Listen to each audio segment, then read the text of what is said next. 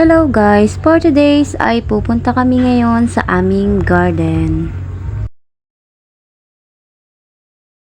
At syempre dahil pupunta tayo sa ating garden ay nagdala ako ng aking itatanim. Dahil malayo-layo nga yung aming garden ay magpapahatid ako sa aking partner.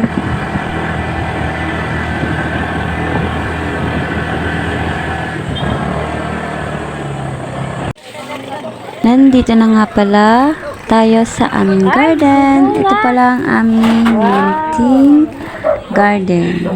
Ayan, parating na nga pala yung aking mga ibang kasamahan. Ayan, may mga bunga na yung iba at saka ang lalaki na nila. Wow, ilang weeks lang.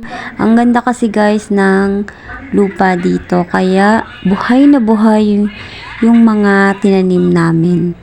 At syempre, dadagdagan natin ito para mas marami tayong maani. At itanim na nga natin ang aking kalabasa na dala-dala.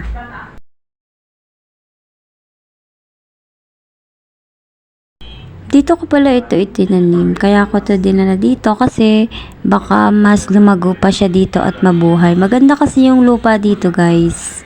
Doon kasi sa amin, kulay-pulay yung lupa. Hindi magandang taniman kasi hindi daw mataba yung ganung lupa. Yung lupa kasi dito talagang mataba. Kaya buhay na buhay yung mga tinanim namin. Ayan nga at ang tataba nga ng aming mga tinanim.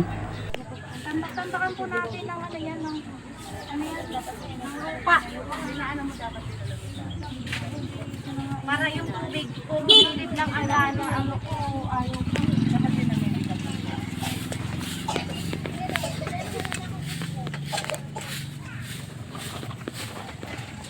May tawa-tawa pa oh. Para daw tumawa tayo lagi.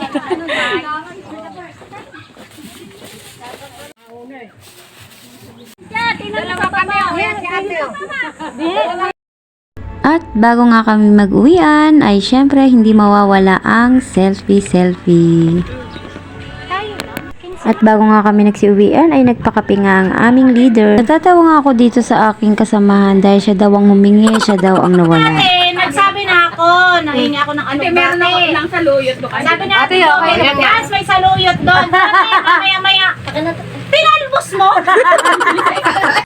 At baka nga isipin nyo guys na nag-aaway sila, hindi po sila nag-aaway. Ganyan lang po ang kanilang lambingan. Talagang ganyan lang po siya talaga magsalita. At ito po ay napakabait po niyan talaga ni ate.